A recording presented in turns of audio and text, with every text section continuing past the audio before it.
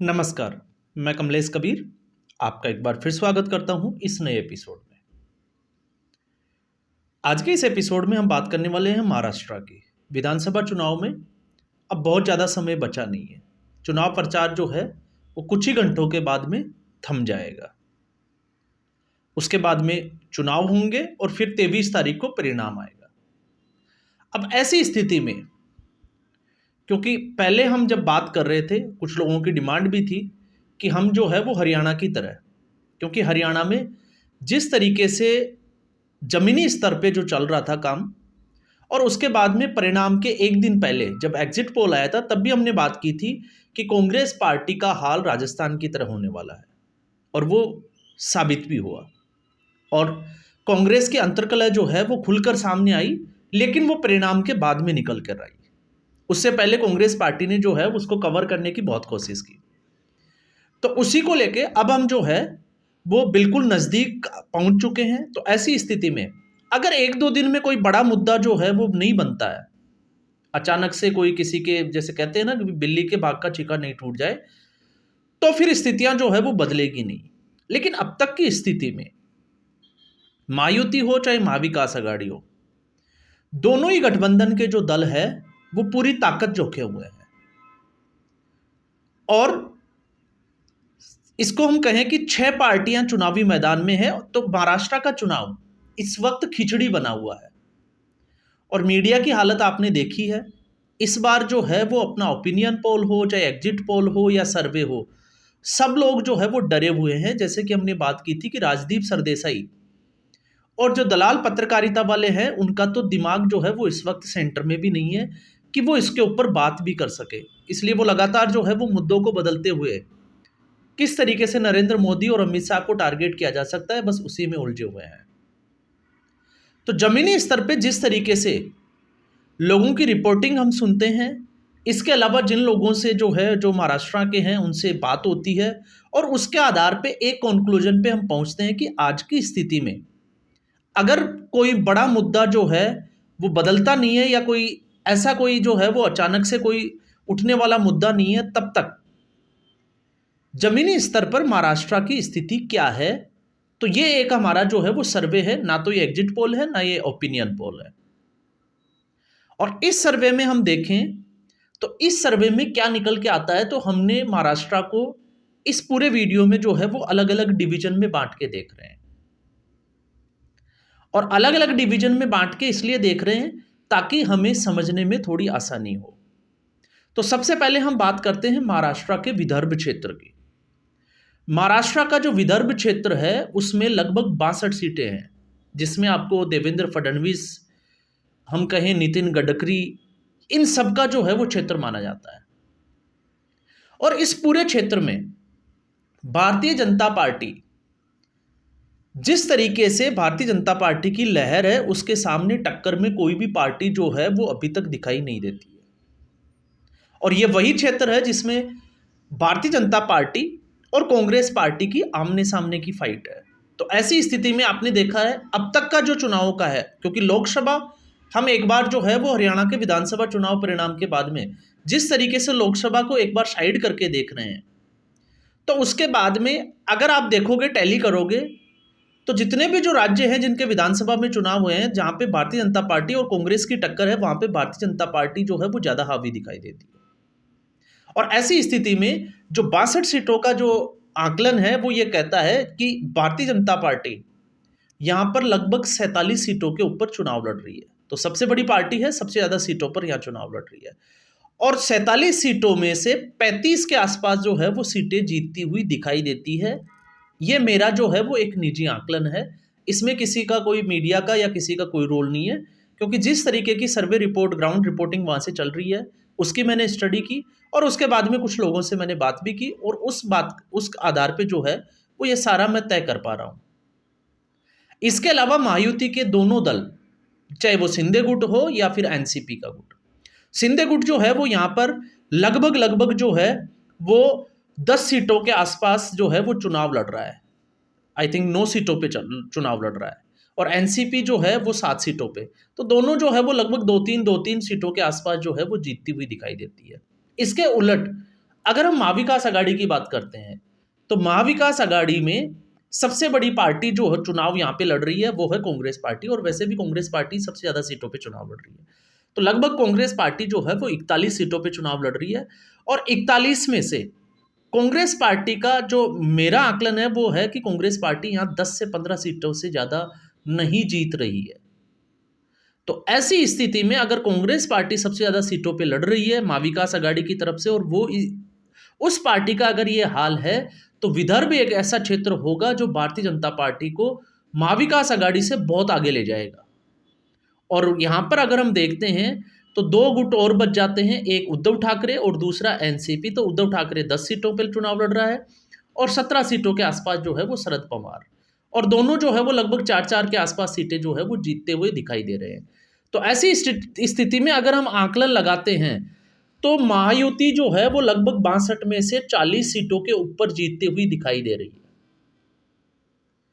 तो अब जब भारतीय जनता पार्टी और कांग्रेस पार्टी में दोनों में जब फर्क भी देखते हैं कि कौन से मुद्दे जो है वो ज्यादा हावी है, तो इस बार 2019 की तुलना में, क्योंकि 2019 में बीजेपी को बड़ी बढ़त मिली थी, लेकिन शिवसेना के टूटने की वजह से महाविकास आघाड़ी की सरकार बनी। 2.5 साल जो है वो महाविकास आघाड़ी की सरकार रही, और उसके बाद में एकनाथ शिंदे जो है वो मुख्यमंत्री बने, क्योंकि वो शिवसेना से बाहर निकल कर आए थे।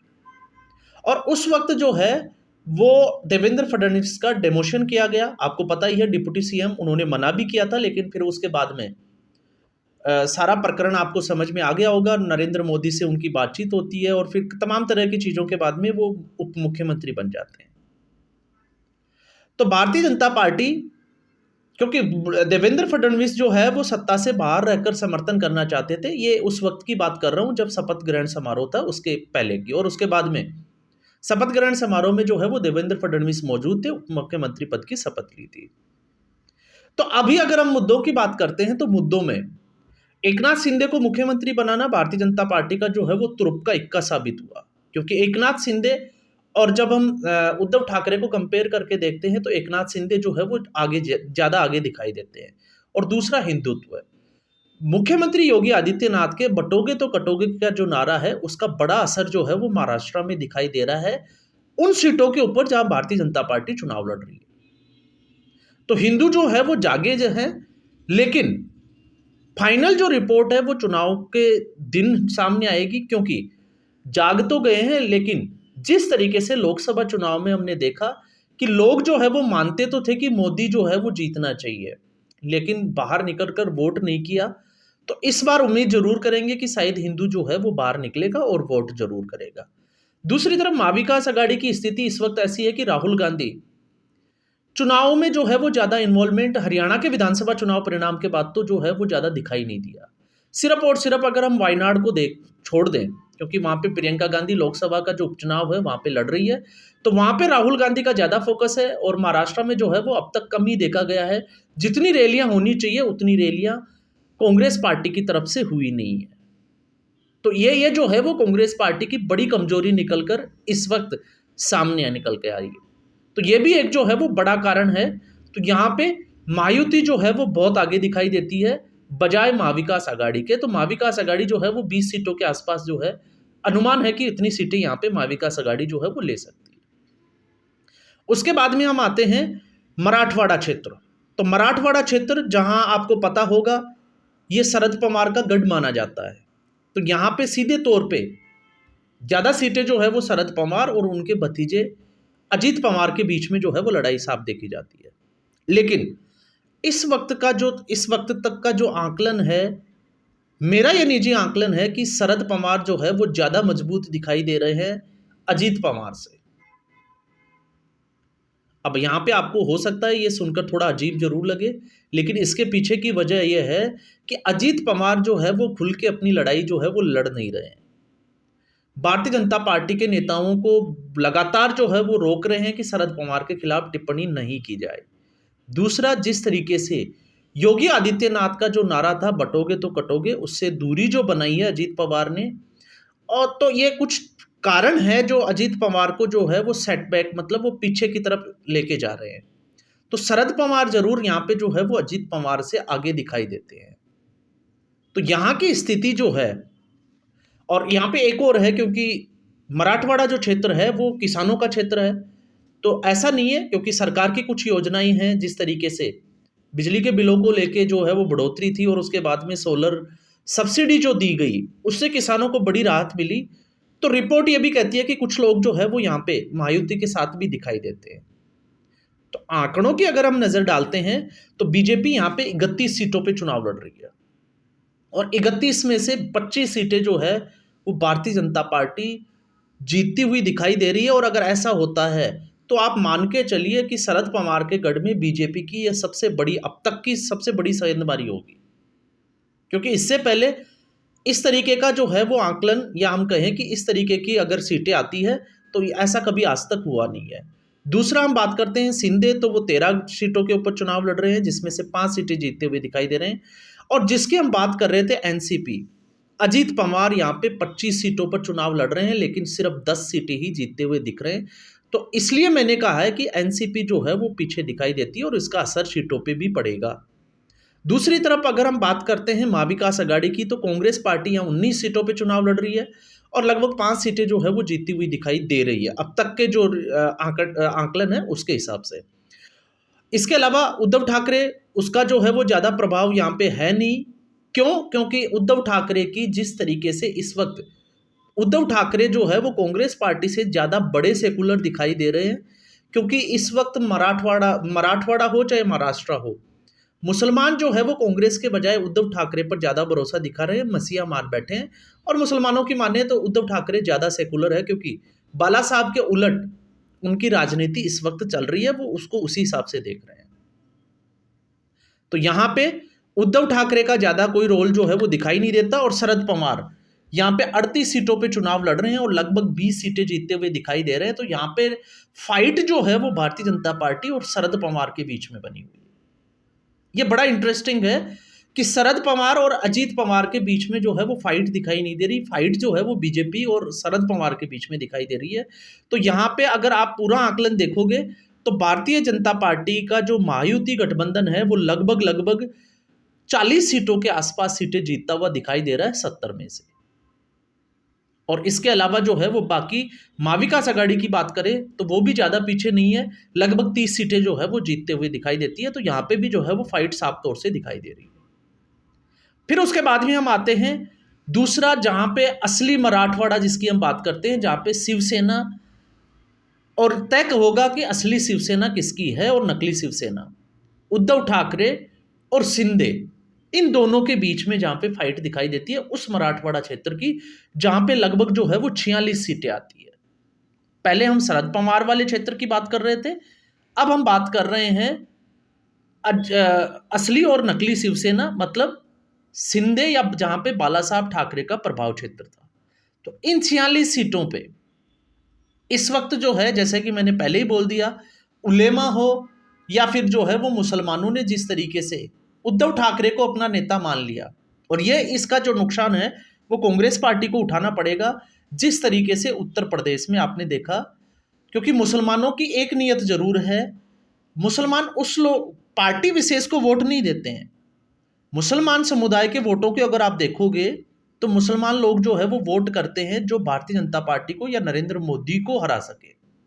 उत्तर प्रदेश में हमने देखा कि मुसलमानों को लगा कि कांग्रेस पार्टी जो है वो सीधे फाइट में नहीं आएगी, इसलिए समाजवादी पार्टी के साथ चलेगी, और समाजवादी पार्टी को जो है वो एक एज मिला।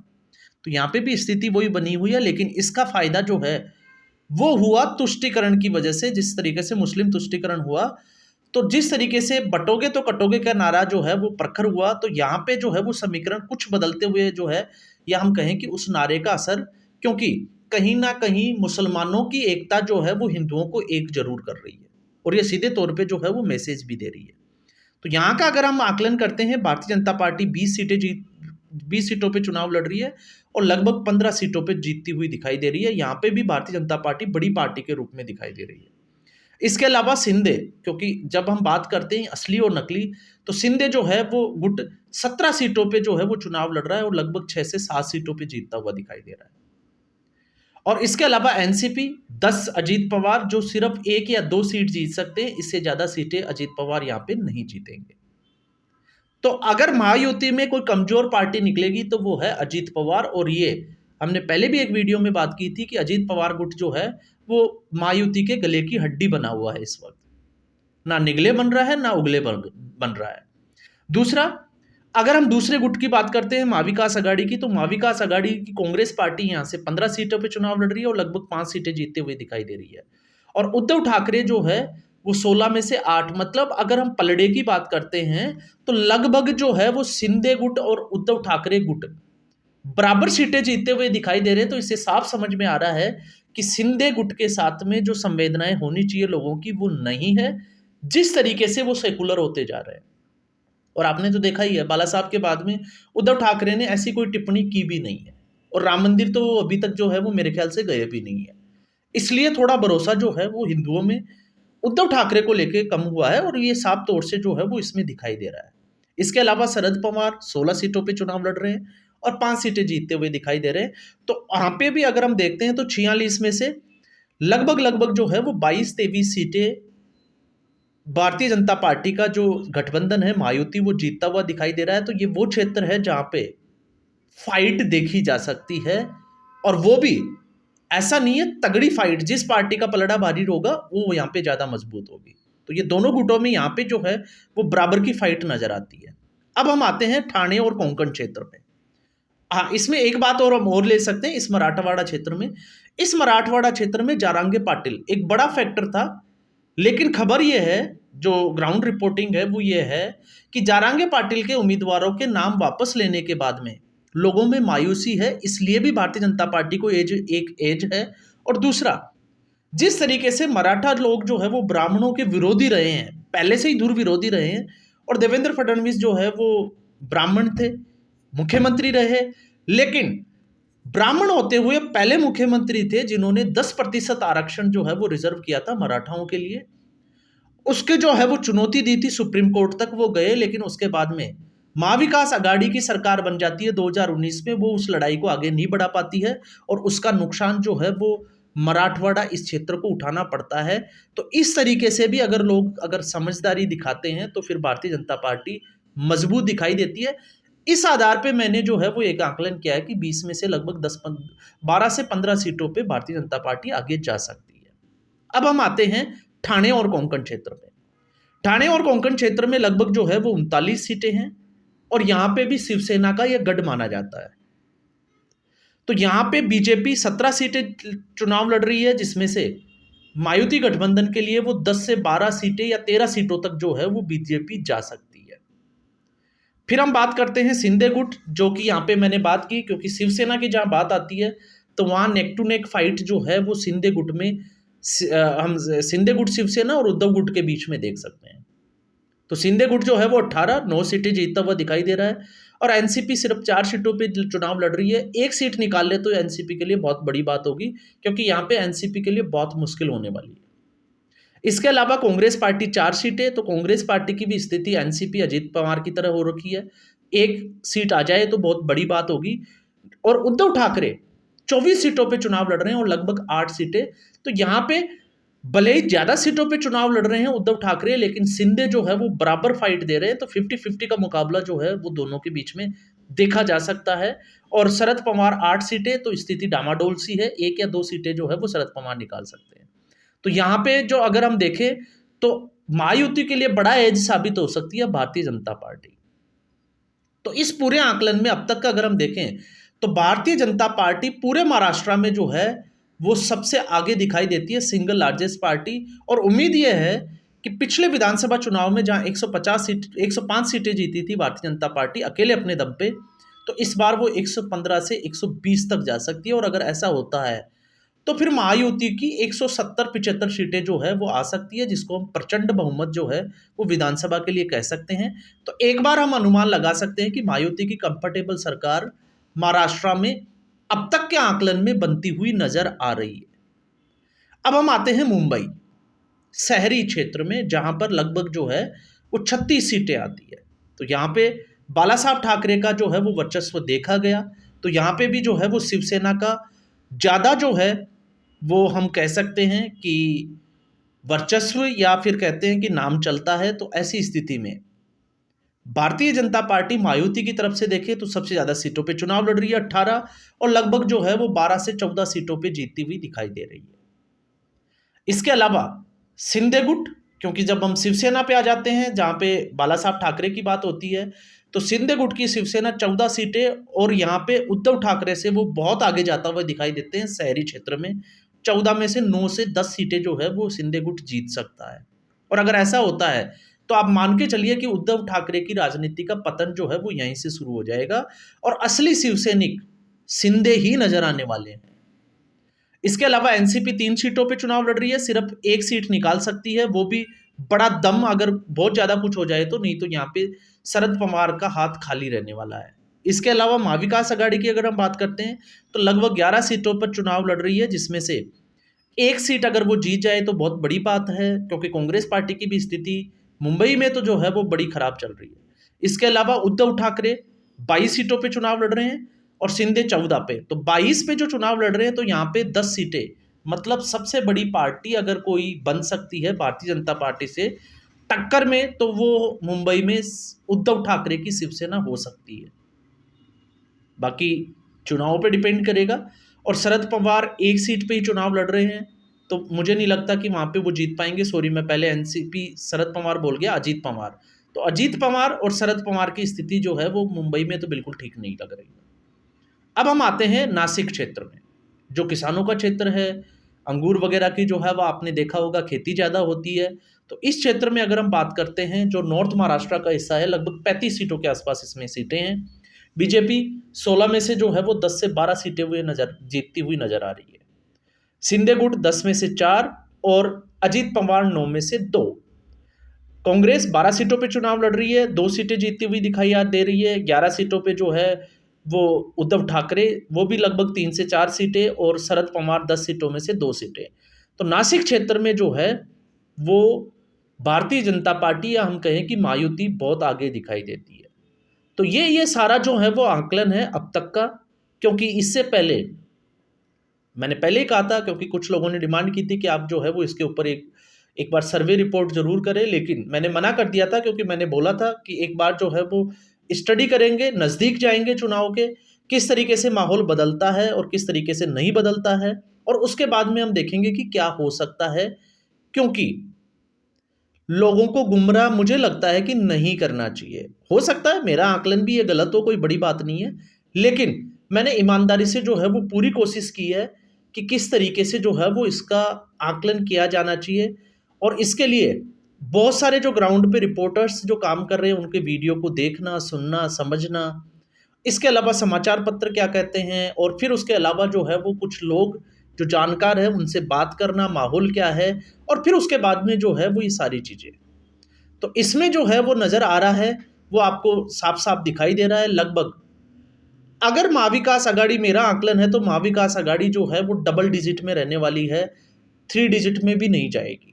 ये स्थिति महाविकास आघाड़ी की है, और मायावती की जो है वो सरकार बनने जा रही है, और मुख्यमंत्री जो है वो हो सकता है कि इस बार भारतीय जनता पार्टी का देवेंद्र फडणवीस दोबारा से देखने को मिले। ये भी जो है वो बहुत बड़ी बात हो सकती है। दूसरा, अब मैं आता हूं सीधे तरीके से मुद्दे की बात पे। मुद्दे की बात यह है कि ये जो है वो आकलन है, ये आकलन उन चीजों को नजर में रखते हुए हैं जिसमें योगी आदित्यनाथ के जो नारा, जिसकी लहर चल रही है, और जिस तरीके से मुसलमानों ने एकजुटता दिखाई है। तो अब ये जो लड़ाई है वो सीधे तौर से, ये चुनाव असली और नकली शिवसेना की मैं बात कर रहा था इससे पहले, लेकिन मुझे लग रहा है कि अब ये जो चुनाव है वो हिंदुओं के अस्तित्व की लड़ाई है। हिंदू इसमें कितना बाहर निकलकर वोट करता है, इस पे डिपेंड करेगा कि सरकार किसकी बनेगी। तो इस चुनाव में 23 नवंबर को या तो हिंदू जीतेगा या हिंदू हारेगा। इसमें ना कोई पार्टी जीतेगी ना कोई पार्टी हारेगी, ये मान के चलिए आप। और ऐसा मैं इसलिए कह रहा हूं कि सब अपनी अपनी जगह सही है, बस अब हिंदुओं की बारी है, उनको दिखाना है कि जो हरियाणा विधानसभा चुनाव में जो चीज़ें निकल के आई थी उसको कितना आगे बढ़ाने में हिंदुओं का योगदान होगा। और अगर हिंदू जागा हुआ है तो वो अपने मतदान के लिए कितना सजग है, क्योंकि 2024 में यही एक आकलन था कि सब मोदी मोदी जरूर कर रहे थे कि मोदी आना चाहिए और मोदी जीतना चाहिए, लेकिन लोग जो है वो बाहर नहीं निकले, वोट नहीं दिया और सारे एग्जिट पोल जो है वो धराशायी हो गए। तो अब आप लोग समझ रहे होंगे कि मेरा इशारा किस तरफ है। तो आज के एपिसोड में बस इतना ही। उम्मीद करूंगा ये वीडियो एपिसोड आपको अच्छा लगा होगा। वीडियो को लाइक करें, शेयर करें, चैनल जरूर सब्सक्राइब करें, सजग रहें और लोगों को जगाते रहें। 20 नवंबर को कम से कम बाहर निकलें और अपने मतदान का प्रयोग जरूर करें। और सामने जो वोट जिहाद चल रहा है उसको एक बार ये जरूर दिखाए कि अगर हिंदू संगठित है, हम यहाँ हिंसा की बात नहीं कर रहे, तो वो जो है वो संगठित होने से ही सामने वालों के हौसलों को प्रस्त कर सकता है। धन्यवाद।